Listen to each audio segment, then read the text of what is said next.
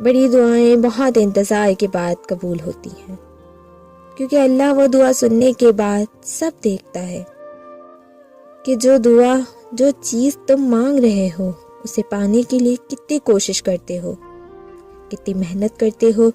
جس چیز کو تم جتنا چاہو گے اللہ تعالیٰ اسی طرح وہ چیز تمہیں دے گا۔